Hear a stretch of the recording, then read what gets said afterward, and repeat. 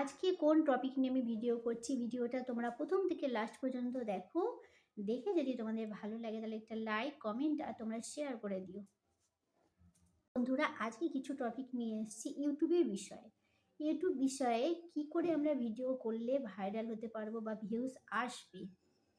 Video আমরা সবাই চেষ্টা করছি যে কি করে ভিউজ আসবে, কি করে কি করব। কেউ হয়তো ফানি ভিডিও করছে, ফানি ভিডিওটা কিন্তু খুব ভালো চলে। কেন অনেকেই দেখে, বাচ্চা থেকে বড়রা, বয়স্করা সবাই দেখে ফানি ভিডিওগুলো। ব্লগগুলো আজকাল কেউ দেখতে চায় না। কেন যে যার সব একই জিনিস, সংসারের একই রকম সব কিছু কেউ ভালো আজকাল দেখতে চায় না। খুব ভালো হলে গ্রামের ভিডিওগুলো কিন্তু খুব সুন্দর হয়, সবুজ গাছপালার মধ্যে যেগুলো, বা গাছপালা বাগানের মধ্যে ভিডিও করো, দেখো কিন্তু সেগুলো কিন্তু চট করে তোমার ভাইরাল হয়ে যায়। আর ঘরের মধ্যে একই সারাদিন রান্না বান্না কাজকর্ম এগুলো দেখালে কিন্তু চট করে ভাইরাল হচ্ছে না। ইউটিউব সেগুলোকে ভাইরাল করছে না। তো আমাদের কি করতে হবে, বাইরে গিয়ে ভিডিও বানাতে হবে। আর বিশেষ কথা ভালোভাবে করতে হবে থাম্বনেল, থাম্বনেলটা ভালোভাবে করতে হবে। আর টাইটেল তো বসাতেই হবে, ডিসক্রিপশন তোমাদের ঠিক করে লিখতে হবে। এগুলো ভালোভাবে না লিখলে, ভালোভাবে থাম্বনেলটা ভালোবাসে না বসালে, ভালোবাসার মধ্যে সব কিছু থাকে, থাম্বনেলটাও ভালোবাসার মতো করে বসাতে হবে। এক একটা ভিডিওতে দেখো কোনো কিছুই নেই, কিন্তু থাম্বনেলের উপর ভিডিও কিন্তু ভাইরাল হয়ে যাচ্ছে। আমরা কিন্তু সেটা বুঝি না, জানি না, আমরা হয়তো সেগুলো চেষ্টা করি না। কিন্তু এগুলো যদি চেষ্টা করা যায়, যেমন ফেসবুকে সবাই সবাইকে সাপোর্ট করলে কিন্তু এগিয়ে যাওয়া যায়, কিন্তু ইউটিউবে তা না।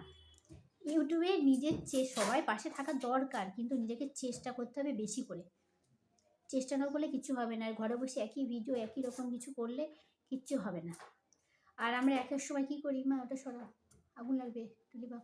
আমরা এক এক সময় কী করি, হয়তো আমরা ভিডিও ছেড়ে দিলাম, আমরা কি করি এক এক সময় ভুল করে পাবলিকেই ভিডিও ছেড়ে দিই, কিন্তু পাবলিকে না, আনলিস্টেডে সবসময় ভিডিওটা ছাড়তে হয়। তারপরে ইউটিউব স্টুডিওতে গিয়ে ভালো করে ট্যাগ বসিয়ে যা যা লেখা সব কিছু লিখে, ডিসক্রিপশনে কোনো কিছু বাকি থাকলে সেগুলো লিখে, থাম্বনেলটা ঠিক করে, তারপরে পুরো যখন ভিডিওটা আপলোড হয়ে যায় তারপরে সেটাকে পাবলিক করতে হয়।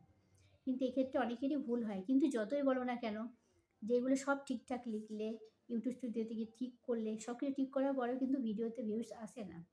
মানুষ হয়তো কতজন বোকা বানানোর জন্য এগুলো বলে যে তোমরা এরমভাবে আপলোড করো, এরমভাবে তোমরা ভিডিও ছাড়ো, তোমাদের ভাইরাল হয়ে যাবে। কিন্তু না, এটা অনেক ক্ষেত্রে কিন্তু কতজনের হয়ে যায়, কতজনের কিছুই হয় না। অনেক চেষ্টা করে, অনেক কিছু লেখে, কিন্তু কোনো কিছুই হয় না। এটা ভুল কথা। ওই যে বললাম, ভালো টপিকের উপর ভিডিও করলে তবে সে ভিডিও ভাইরাল হয়। আর ঘরের মধ্যে থেকে ভিডিও করলে ভিডিও কখনো ভাইরাল হবে না। বিশেষ করে আরও কিছু কথা বলি, যে আমরা হয়তো প্রথমেই একটা চ্যানেল খুললাম, চ্যানেল খুলেই আমরা কী করি, ব্লগ করতে শুরু করে দিচ্ছি যে আমি সারাদিন ব্লগে দেখাবো। সারাক্ষণ এই ব্লগ দেখালে ভিউজ কখনো আসবে না। তার মাঝে কিছু কিছু তোমাদের যদি শর্টস থাকে, একসঙ্গে শর্টস আর ব্লগ যদি তোমরা একসঙ্গে করে থাকো, তাহলে শর্টস আর ব্লগ তোমরা একসঙ্গে চালাচ্ছ, তাহলে একটা করে শর্টস তুমি করো। শর্টস থেকে কিছুটা তোমাদের সাবস্ক্রাইবার বাড়বে। তা থেকে তোমাদের যখন তুমি ব্লগটা ছাড়বে প্রত্যেক দিন, তখন তোমাদের কী হবে, সেই যারা সাবস্ক্রাইবার তারা তোমার সেই ভিডিওগুলো তোমরা তাহলে দেখবে। যেখানে যদি তুমি ছোট 2 মিনিটের ভিডিও করো, 2 মিনিটের ভিডিও কিচ্ছু হবে না। অন্তত 8-10 মিনিটের ভিডিও করতে পারে, সেখান থেকে মিনিট অনুসারে কিছু কিছু যদি ওয়াচ করে, ভিডিওটা কেটে কেটে ওয়াচ করে, কিছুটা টাইম ওয়াচ টাইমটা বাড়বে। তো আমরা যদি ছোটো ভিডিও 1-2 মিনিটের ভিডিও করি, সেটা কি কোনো ভাইরাল হবে? কখনো হবে না। তো তার জন্য বড় করে ভিডিও তোমাদের করতে হবে। আর শর্টস একটা করে, তার মধ্যে যদি তুমি শর্টস আলাদা করো সেটা আলাদা, ওখান থেকে একসঙ্গে করলে শর্টস তোমাকে একটা করে ছাড়ো আর ব্লগ ছাড়ো, তাহলে দেখো ভিউজটা বাড়বে আর ওয়াচ টাইমটা আস্তে আস্তে বাড়তে শুরু করবে। আর একটা কথা,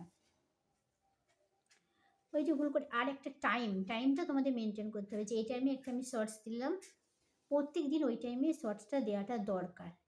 ব্লগও তাই। ব্লগ হয়তো আমরা আজকে দিলাম, সারাদিন কাজকর্ম করে সন্ধ্যের 6টা বা 5টার আগে ব্লগটা দিয়ে দিলাম, বা 5টার সময় ব্লগটা আপলোড করে দিলাম।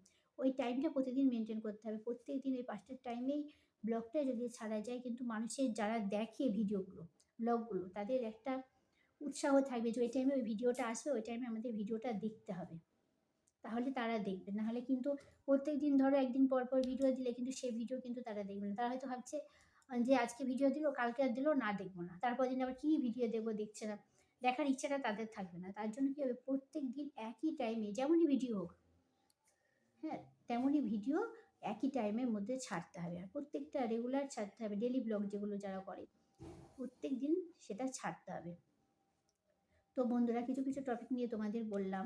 আর কথা, ব্লগ করার সময় আমরা প্রথমেই কি বলি, হয়তো এ করছি তা করছি এগুলো বলতে হবে, তা না।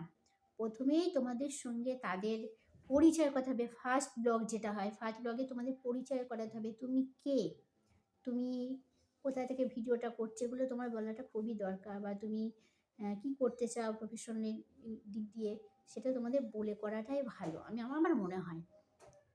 কিন্তু কতজন আছে এমনি প্রত্যেক দিনের ব্লগ শুরু করে দেয়, তা কিন্তু দেখো, কিন্তু তাদের ভিডিওগুলো আবার ভাইরাল হয়ে যাচ্ছে।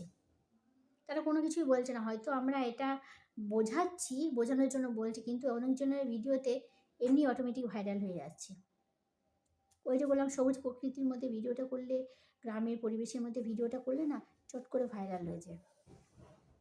আর ওই যে ওরম করে না মা, আর ওই